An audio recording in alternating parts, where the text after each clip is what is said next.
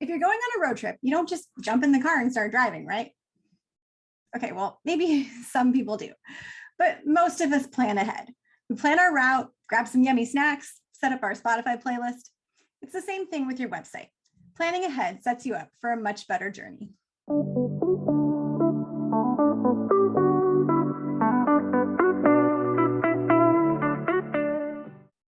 Hey there, welcome back. If you're new, my name's Lori, and on this channel, I provide tools and tips to help your ideas take flight. We're continuing our series about getting your small business ready to launch or refresh your website. If you missed any of the other videos in this series, make sure you check out the playlist. I'll link in the card up above, as well as in the description down below. Today, we're going to be talking about getting #allthethings organized on your website. Anyone that knows me or has worked with me tells me that I'm one of the most organized people they know. This is definitely my zone of genius, and I'm really excited to share it with you. So let's dive right in. By now, if you join me throughout this series, you've dialed in your brand and your voice, you've identified your target audience, and even thought about some imagery for your site. The next step is to think about how people are actually going to utilize your site once you get them there. Organizing your content and thinking about your page structure and the navigation from your customer's perspective will help you give them the best user experience. Having better navigation, meaning it's really easy to use and understand, leads to happier clients, a better experience, and it makes them more likely to want to work with you, buy from you, and recommend you to others. Good site structure also leads to better search engine optimization, or SEO ranking. This in turn will give you more traffic, leading to more sales or leads for your business. Here's a pro tip. You'll save time down the line by creating only the necessary pages and assets that you need for your business from the start. For example, remember that Pinterest binge that we went on last week? You may have really liked that cool animated gallery of images and interactive buttons that you found on someone else's site. But does it apply to your business model? If it doesn't, save it for down the road. Only create the pages and assets that you really need. Now let's talk about how to actually plan the menu and the navigation for your website. Which pages are essential? Which ones do I strongly recommend?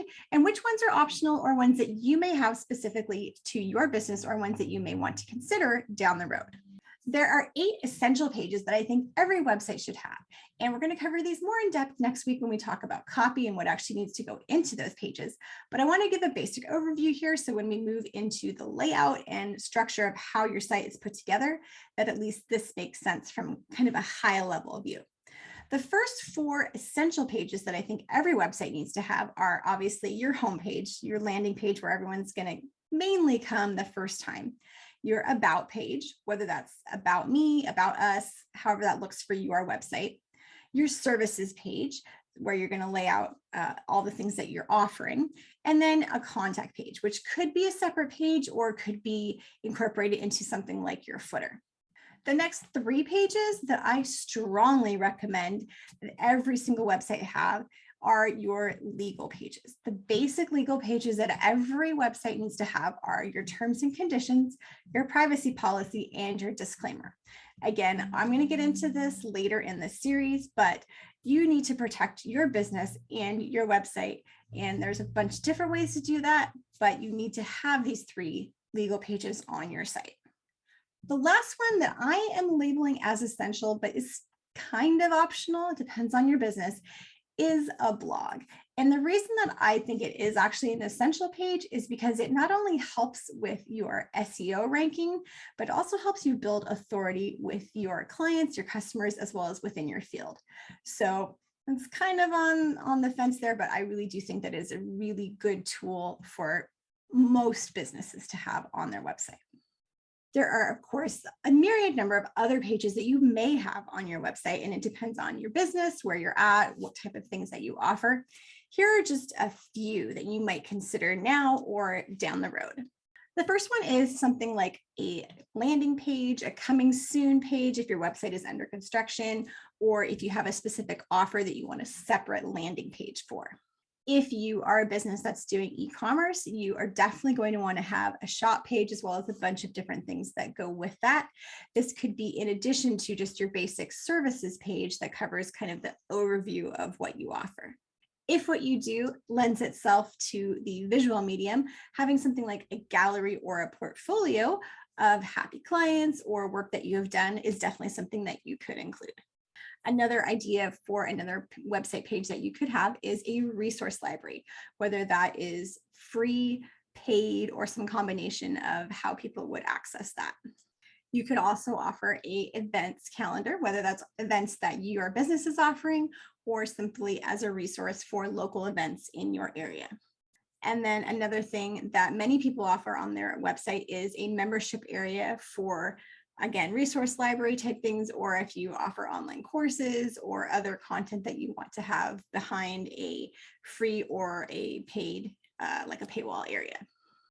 For the top level navigation on your site, you really do want to keep it simple. You want to limit it to between 4 to 6 options. So those 4 main options: the home, about, services, and contact, maybe a blog, something like that. And then within that, you can have drop downs if you need to have additional options for navigation for your clients.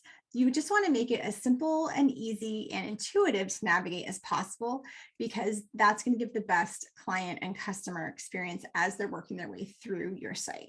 The best way to get this figured out is literally to just either take paper and pen, or you can do it with software and literally draw out a flowchart of the different pages you have and the actions that you want people to take on each page and how those pages interact with each other.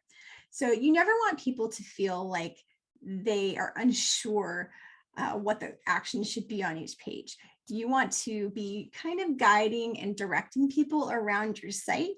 So for each page, you're going to want to kind of think about what you want them to be doing by the time they get to the end of that page or to the midway point. Is there somewhere else that you want to direct them, and what do you want them to do? Is that filling out a form? Is it clicking a link? Is it going somewhere else? Is it contacting you? Whatever that may be, that's something that you want to think about as you're thinking about the layout and the flow of your site. If you're finding this video helpful, I would love it if you took a moment to just give it a thumbs up, hit that like button down below. It just tells YouTube that this is a good video and helps it spread to more people. Thank you. As you're putting your website together, there is some information that you'll find you'll need multiple times, and it will save you so much time if you just keep this all together in one spot right from the beginning. This includes things like your general business information, your business name, address, phone number, the business email, your business hours, all of that kind of stuff, as well as your domain registrar. This would be the company that you purchase your domain from, your actual website name, that www. Your business name here. So you're going to want to have that information, your login information, all of that in one spot as well.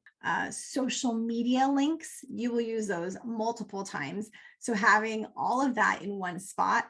So actually writing down the different links for Facebook, Instagram, YouTube, LinkedIn, Twitter, all of those things, and keeping it all in one spot, whether that's a spreadsheet, a project management software, even just a Word document, whatever is easiest for you.